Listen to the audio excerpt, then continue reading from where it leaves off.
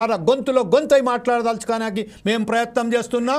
ఇందులో ప్రధానంగా ఈరోజు లక్క శ్రవణ్ గారు ప్రస్తుతం మీ పరిస్థితి ఏంటి, అసలు వాస్తవానికి మీకు రావాల్సిన ఉద్యోగం ఎందుకు రాలేదని మీరు చెప్తారు, ఏమంటారు ఈ విషయంపై?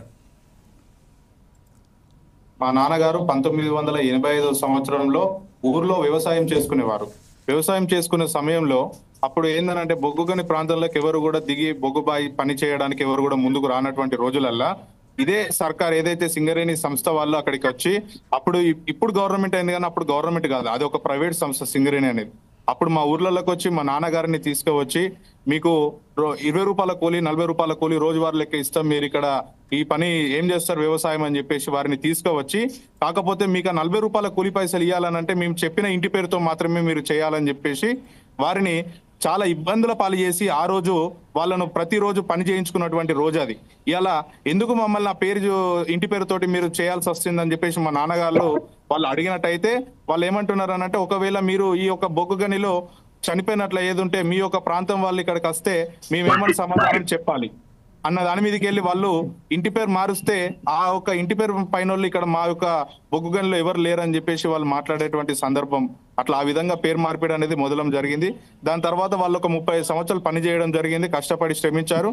మొదట సింగరేణికి అసలు పనిచేసిన వ్యక్తులే మా యొక్క తండ్రులు.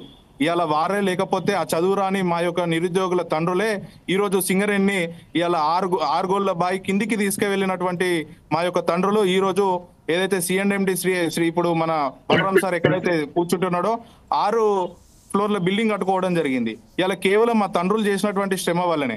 అట్లాంటిది ఇలా మొన్న చూసుకున్నట్టు ఏది ఉంటే టెర్రరిస్టులను కూడా వదిలిపెడుతున్నటువంటి సందర్భాలు ఉన్నాయి.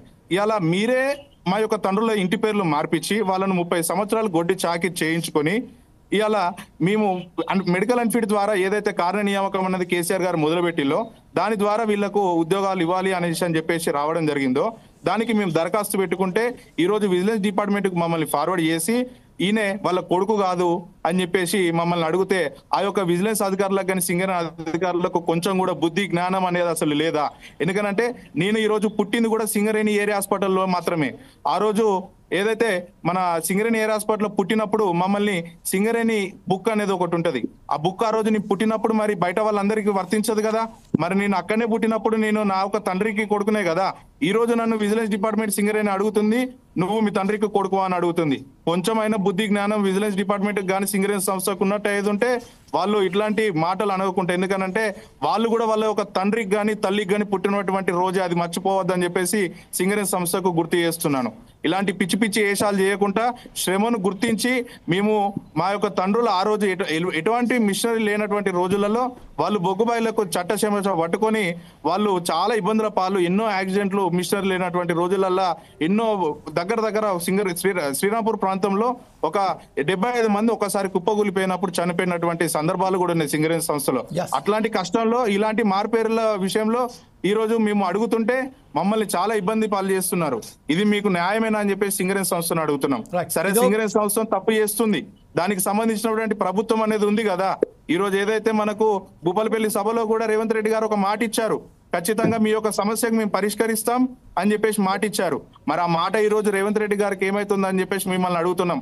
మీరు 1.5 సంవత్సరం నుంచి మేము వెయిట్ చేస్తున్నాం. సింగరేణి సంస్థకు సంబంధించినటువంటి 11 కోల్ బెల్ట్ ఏరియా ఎమ్మెల్యేలను కూడా మేము ప్రశ్నించడం జరిగింది. ప్రశ్నిస్తే వాళ్ళు ఏమంటున్నారు, ఇప్పుడు అప్పుడు అని చెప్పేసి మమ్మల్ని కాల పరిమితి చేసుకుంటూ వస్తున్నారు. ఈ యొక్క కాల పరిమితిలో ఆల్రెడీ ఒక 2 వ్యక్తులు చనిపోవడం జరిగింది. కొడుకు చనిపోయినాక 11 రోజులు అది కాలేదు, తండ్రి చనిపోవడం జరిగింది. ఇది ఎంత బాధాకరమైన విషయం అనేది సింగరేణి యాజమాన్యాన్ని కానీ ప్రభుత్వానికి సిగ్గుచేట అనేసి అని చెప్తున్నాను. ఈ రోజు మీరు బయట ఉద్యోగాలు ఇవ్వట్లేదు, సింగరేణిలో ఉద్యోగాలు ఇవ్వట్లేదు అనేసి మీకు తెలియజేస్తున్నాను. దయచేసి మేము ప్రభుత్వానికి తెలియజేసేది ఒకటే, దయచేసి ఇప్పటికైనా మా యొక్క శ్రమని మా తండ్రుల శ్రమను గుర్తించి మా యొక్క మార్పుల సమస్యను పరిష్కరించి మాకు ఉద్యోగాలు ఇవ్వాలని చెప్పేసి ఈ రోజు కార్మిక సంఘాలన్ని నుంచి కానీ మా యొక్క తండ్రుల నుంచి మీకు మిమ్మల్ని డిమాండ్ చేస్తున్నాం. ఇదే ఒకవేళ మీరు చేయకపోతే ఖచ్చితంగా మీదేదైతే ప్రజాభవన్ అని చెప్పేసి అది పెట్టుకున్నారో లేకపోతే సెక్రటరీ అని పెట్టుకున్నారో ఖచ్చితంగా చాలా పెద్ద ఎత్తున మిమ్మల్ని ముట్టడిస్తాం.